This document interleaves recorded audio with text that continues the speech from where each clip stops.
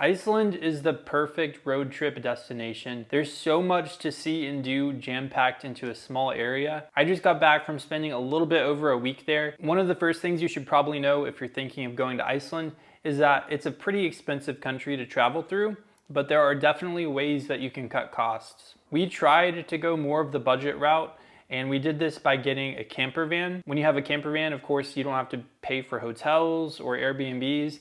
You can just stay at campgrounds and pay whatever the small fee is per person at the campgrounds. One of the more expensive aspects of traveling Iceland is eating out. Even if you're just getting a fast food meal, it can cost around $20 US. So what we ended up doing is getting all of our food at Bonus, which is a grocery store chain in Iceland. I think they have the cheapest prices as far as grocery stores. And by doing that, we saved a ton of money. So I would say don't let the cost deter you from even thinking about going there. Just keep in mind it can be more expensive, so you will want to save a while before heading off to Iceland. I plan on doing a more detailed cost breakdown of our trip. I actually saved all of the receipts from the time that we were traveling, so subscribe if you're interested in that. In recent years, Iceland has become a very popular travel destination. That being said, when you're traveling there, you will run into a lot of tourists. We thought it was pretty funny that we'd be driving in what felt like the middle of nowhere, and then we'd finally reach our destination and there would be like 50 other cars in the parking lot. So it can feel desolate, but when you get to those attractions,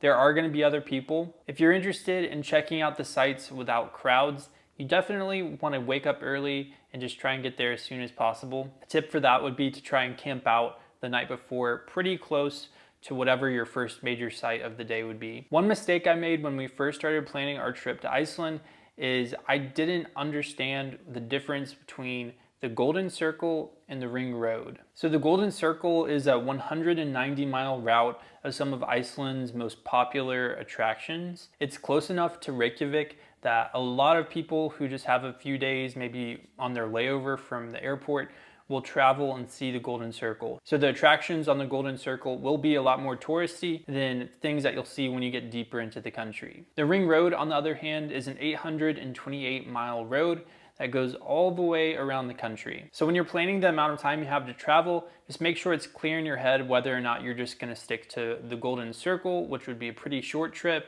or if you're gonna travel along the Ring Road, which you'll need a bit more time to do. Another good thing to know before traveling to Iceland is that it's definitely ideal to rent a car and see the country that way. While it might be tempting to go with like a tour company that will plan your route for you, this greatly limits what you're able to see.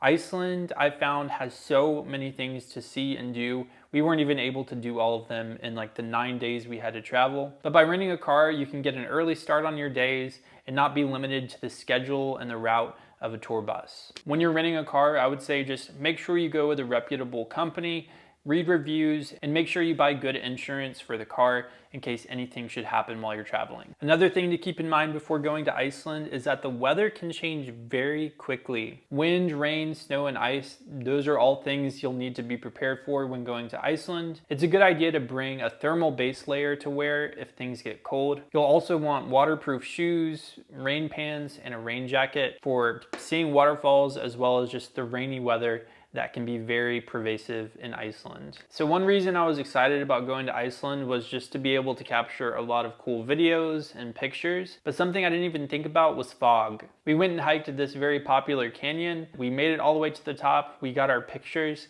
and right after we finished, really heavy fog rolled in and completely ruined the view of everything in the surrounding area. And I felt really bad for the people that we came across that were still on their way up there as we were headed back, just because they wouldn't be able to see hardly anything. So if one of the reasons you're traveling is to capture good footage of things, you'll want to leave a little bit of wiggle room in your schedule so you can wait around for the weather to clear if you need to. So for some of the trips I've been on in the past, I would order the local currency from my bank so that when I got to the country, I had some cash that I could use. Something you should know about Iceland is that you don't need cash when you're traveling there. Pretty much everywhere we went, accepted a card. The only time we needed cash was so that we could use the coin-operated showers at a couple of the campgrounds. I will say if you're bringing a credit card with you to use, make sure that you set a PIN for that card before you get there.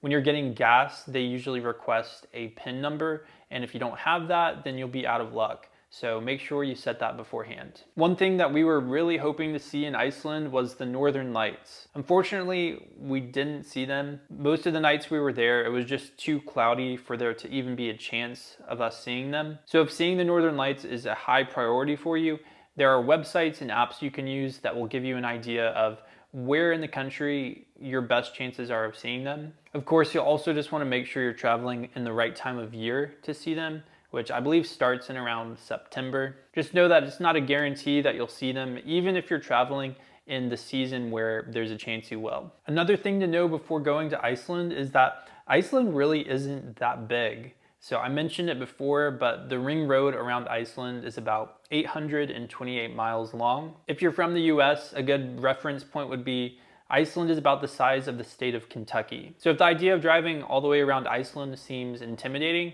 just know it's pretty doable and you can do it as long as you have about a week or so. If you're thinking of driving in Iceland, it's important to note that the driving laws there are pretty strict. As we were driving around the ring road, the fastest speed limit we came across was about 55 miles per hour or 90 kilometers per hour. I don't know about other countries, but if you're coming from the US, I know that that's pretty slow, relatively speaking, compared to a lot of the roads that we have here. While it might be tempting to speed because a lot of the roads feel very open and straight, I would caution against this because while there may not be a lot of police, we did see a number of cameras positioned beside highways that would take your picture if you're going even just like a little bit over the speed limit. If you're going the speed limit, just know that just like here in the US, there's still gonna be people who wanna pass you. It's normal in Iceland to use your blinker to signal to people that you want them to pass you when they come up behind you.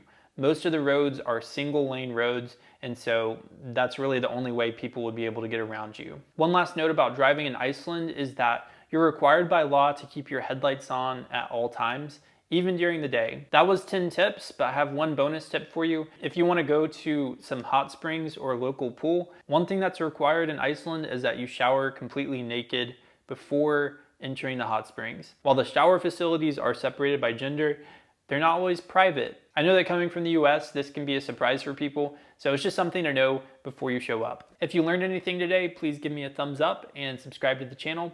I'll see you guys in the next video.